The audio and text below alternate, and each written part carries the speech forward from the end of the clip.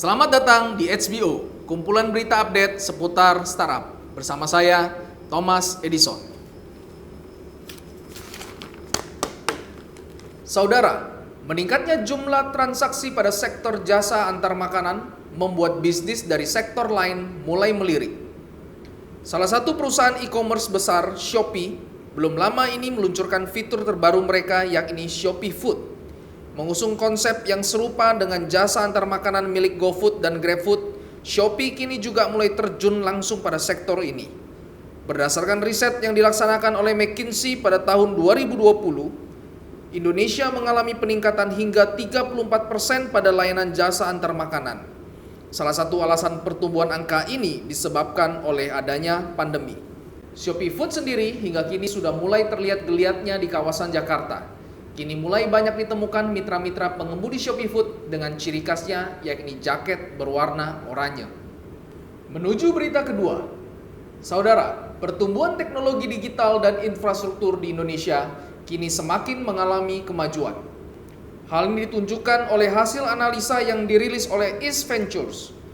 Pada hasil riset yang dipublikasikan tersebut, Bali dan Kepulauan Riau mengalami pertumbuhan yang sangat signifikan. Di hasil riset tersebut juga terlihat bahwa Bali mengalami peningkatan di posisi 3 setelah tahun sebelumnya berada pada posisi 7. Sementara Kepulauan Riau menempati posisi 7 setelah sebelumnya di posisi 10. Satu tingkat di bawah Yogyakarta, tempat yang sering disebut sebagai tempat lahirnya para talenta di bidang IT.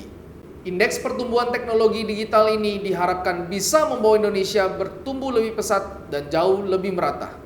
Ramainya berita mengenai potensi merger antara Gojek dengan Tokopedia hingga hari ini makin santer terdengar. Sebagai dua startup asli Indonesia terbesar, Tokopedia dan Gojek sendiri akan menjadi perusahaan nomor 3 dengan target valuasi tertinggi pada angka 35 sampai 40 miliar US dollar. Salah satu faktor yang juga memperbesar kemungkinan merger ini adalah kedua perusahaan ini disokong oleh 3 investor yang sama, yakni Google, Temasek, serta Sequoia Capital India. Sebelumnya, santer dikabarkan bahwa Gojek dan Grab akan melakukan merger. Namun berita tersebut akhirnya tenggelam karena minimnya informasi.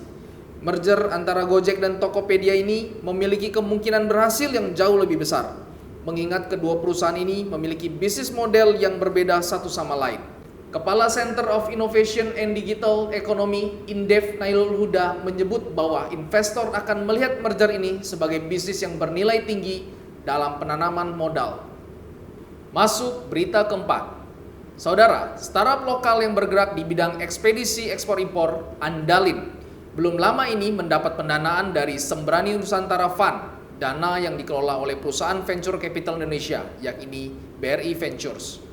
Andalin sendiri merupakan startup yang menyediakan solusi bagi para pemilik usaha skala kecil hingga menengah terkait kebutuhan ekspor-impor.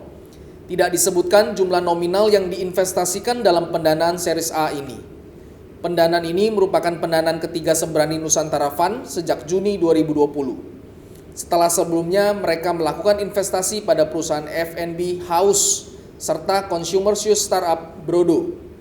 Meski diterjang pandemi, Andalin mengklaim bahwa mereka justru mengalami peningkatan kebutuhan pada sektor mereka hingga 5 kali lipat. Rifki Pratomo selaku CEO dari Andalin mengungkapkan bahwa mereka hadir untuk menyederhanakan proses ekspor-impor yang seringkali berbelit-belit dan memakan banyak biaya bagi UMKM. Berita terakhir untuk hari ini, masih dari perusahaan startup besar Indonesia, Gojek. Pada awal Maret kemarin, Gojek resmi melebarkan sayap investasi mereka pada perusahaan dompet digital milik negara, Link Aja. Suntikan dana segar dari Gojek ini akan membuat Link Aja mampu melakukan ekspansi, serta secara langsung bermitra dengan Gojek sebagai alternatif metode pembayaran pada platform Gojek. Haryati Lawijaya, CEO Link Aja, menyebutkan bahwa mereka menyambut baik kedatangan Gojek sebagai pemegang saham Link Aja bersama para pemegang saham lain dalam fundraising seri B ini. Menurut Yuswo Hadi, seorang pengamat ekonomi dari Inventure Knowledge, menyebutkan bahwa pelebaran sayap Gojek ini dilakukan sebagai bentuk penyempurnaan ekosistem milik Gojek. Lebih lanjut, sebagian besar layanan Gojek dan GoPay sudah cukup settle di kota-kota besar, namun tidak di kota dan daerah kecil. Inilah yang menjadi kekuatan dari Link Aja. Di mana Link Aja saat ini kurang lebih 80% penggunanya berasal dari kota-kota Tier 2 dan 3 di Indonesia. Sekian berita hari ini. Terima kasih sudah menyaksikan HBO, kumpulan berita update seputar startup. Jangan lupa untuk like, komen, subscribe, serta share konten ini jika bermanfaat bagi Anda. Saya Thomas Edison dan kru yang bertugas pamit undur diri. Sampai jumpa.